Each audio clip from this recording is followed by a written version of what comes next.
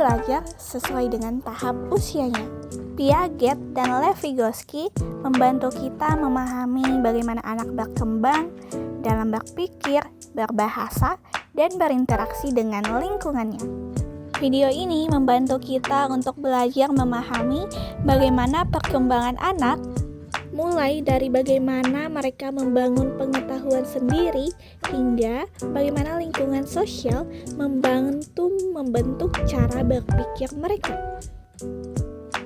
Menurut Piaget, perkembangan bahasa anak sangat bergantung pada perkembangan kognitifnya. Piaget menyatakan bahwa bahasa anak bukan sekedar ungkapan dari struktur pikiran yang sudah ada, tetapi merupakan bagian penting dari proses pembentukan struktur-struktur pikiran tersebut.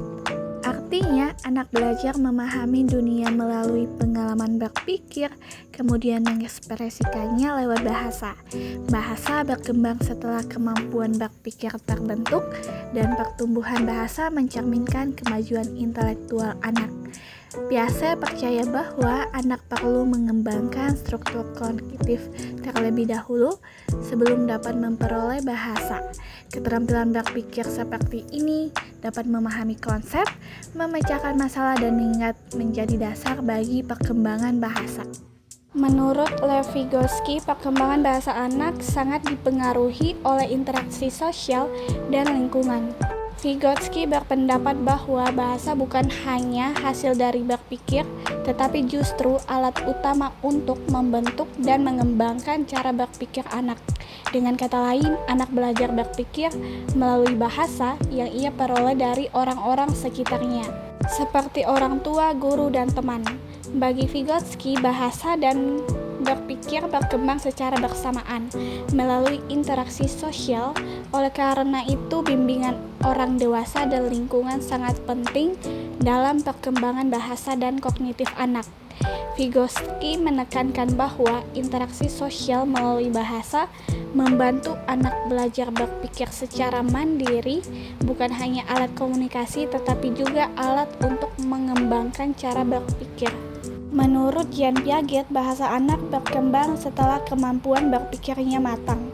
Jadi, anak berpikir dulu baru berbahasa. Sementara, menurut Lev Vygotsky, bahasa justru membantu anak belajar berpikir melalui interaksi sosial dengan orang lain. Piaget menekankan peran individu dalam perkembangan bahasa, sedangkan Vygotsky menekankan peran sosial dan lingkungan. Tahap perkembangan anak yang pertama yaitu tahap sensori motor. Tahap perkembangan kognitif di usia 0-2 tahun adalah proses desentrasi. Awalnya bayi berada dalam kondisi centered atau terpusat pada dirinya sendiri, di mana ia tidak bisa memisahkan dirinya dari lingkungan.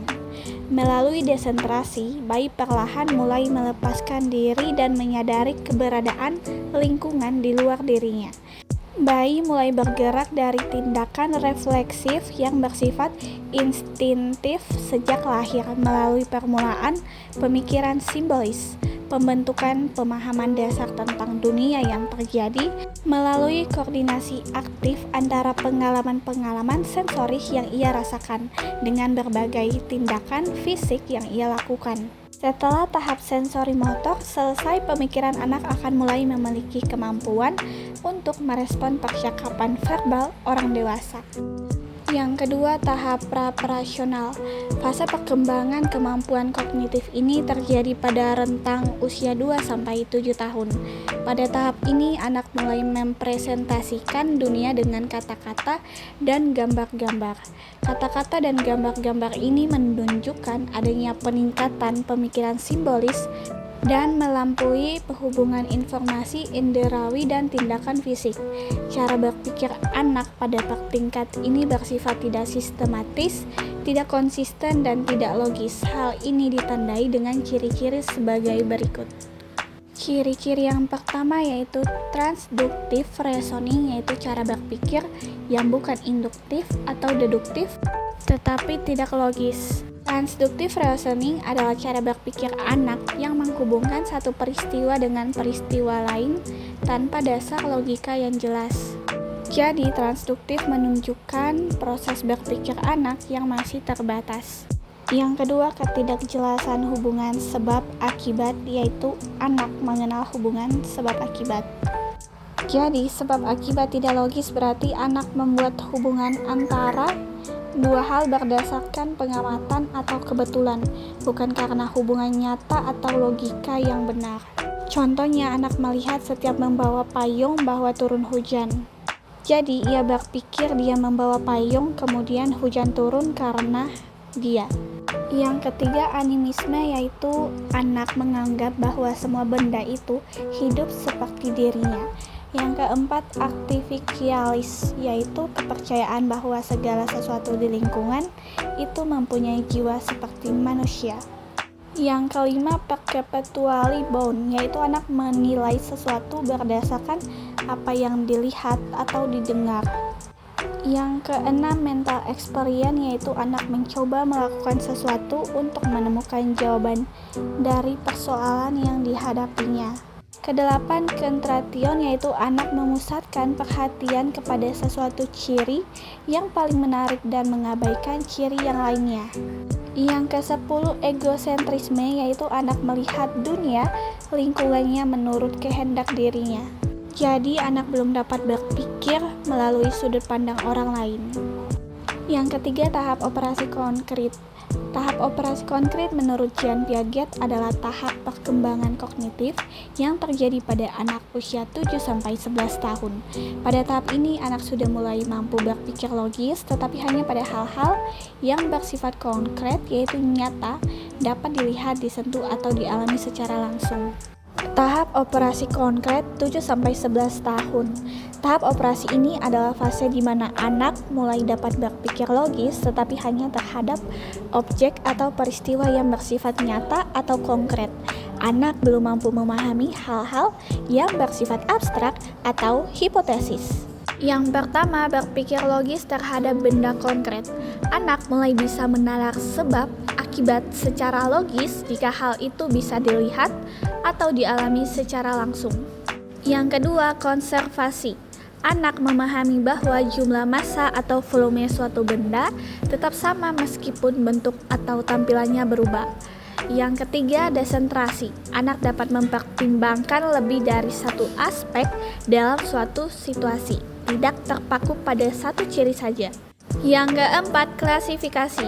Anak mampu mengelompokkan benda berdasarkan sifat atau kategori tertentu, contohnya warna, bentuk, dan ukuran. Yang kelima, seriasi. Anak dapat menyusun benda berdasarkan urutan tertentu, contohnya dari kecil ke yang besar. Yang keenam, reversibilitas. Anak memahami bahwa suatu tindakan dapat dibalik kembali ke kondisi semula. Yang keempat, tahap operasi formal. Tahap operasi formal ada pada rentang usia 11 tahun hingga dewasa. Pada fase ini dikenal juga masa remaja. Remaja berpikir dengan cara abstrak, logis, dan lebih idealistik. Tahap operasional formal usia 11 hingga 15 tahun. Pada usia ini sudah mulai memikirkan pengalaman konkret dan memikirkan secara lebih abstrak, idealis, dan logis. Jadi pada tahap ini bahasa yang digunakan sudah lebih dewasa, contohnya mengungkapkan pendapat atau alasan dengan jelas, dan mengerti ungkapan kiasan seperti peribahasa atau pepatah, berdebat atau berdiskusi dengan orang lain secara logis. Yang kedua, kita akan membahas tahap perkembangan bahasa anak menurut teori Vygotsky. Menurut Lev Vygotsky, perolehan dan pertumbuhan pengetahuan seorang anak sangat terkait dengan interaksi sosial mereka. Interaksi dengan teman sebaya dan paparan terhadap lingkungan sekitar dapat memberikan kontribusi yang signifikan terhadap perkembangan kognitif mereka. Ia merumuskan teori perkembangan sosial kultural yang mencirikan pembelajaran sebagai fenomena sosial yang memungkinkan anak-anak meningkatkan kapasitas mereka untuk belajar melalui konteks interaksi dan budayanya. Berdasarkan pada teori yang dikemukakan oleh Vygotsky, maka dapat disimpulkan bahwasannya faktor lingkungan mengambil peran yang cukup krusial dalam perkembangan kognitif anak. Tahapan perkembangan bahasa anak menurut Vygotsky, yang pertama, anak membentuk pemahamannya tentang dunia melalui representasi mental berdasarkan pengalaman yang dialaminya. Yang kedua, anak mulai dapat mengubah representasi mental tersebut menjadi bahasa lisan, sehingga ia mampu menyampaikan pemikirannya kepada orang lain. Ketiga, anak menunjukkan kemampuan untuk menangkap dan memahami ucapan orang lain, lalu menggunakan informasi tersebut untuk memperluas dan meningkatkan struktur pemahamannya. Yang keempat, anak mampu membentuk representasi mental yang baru berdasarkan informasi yang diterimanya dari interaksi dengan orang lain. Tahap perkembangan bahasa anak Vygotsky yaitu social speech. Anak berbicara untuk mengendalikan sikap dan menyampaikan pepatah pemikiran sederhana seperti mama, papa, ayah, dan ibu. Egocentric speech yaitu anak-anak cenderung lebih banyak berbicara dengan dirinya sendiri mengenai apa yang dilakukannya beserta alasannya. Inner space 7 hingga dewasa ini adalah pembicaraan batin. Ada antara hubungan antara pikiran dan bahasa. Pada fase ini, inner space memiliki peran mempunyai fungsi mental lebih tinggi. Kesimpulan yang dapat diambil mengenai perkembangan bahasa pada anak menurut teori Vygotsky dan Piaget, yaitu teori mereka sama-sama menekankan bahwa anak belajar secara aktif melalui interaksi dengan lingkungan. Piaget menyoroti pentingnya pengalaman langsung dan tahapan perkembangan kognitif, sedangkan Vygotsky menekankan peran sosial, budaya, dan bantuan dari orang lain dalam proses belajar. Keduanya menunjukkan bahwa perkembangan anak dipengaruhi oleh lingkungan dan pengalaman belajar yang mendukung, sehingga guru dan orang tua perlu menciptakan situasi yang mendorong anak untuk berpikir, berinteraksi, dan berkembang secara optimal. Piaget dan Lev Vygotsky sama-sama menekankan pentingnya peran aktif dalam proses belajar. Piaget berfokus pada pengalaman langsung dan tahapan perkembangan kognitif, sedangkan Lev Vygotsky menyoroti peran interaksi sosial dan bantuan dari orang lain.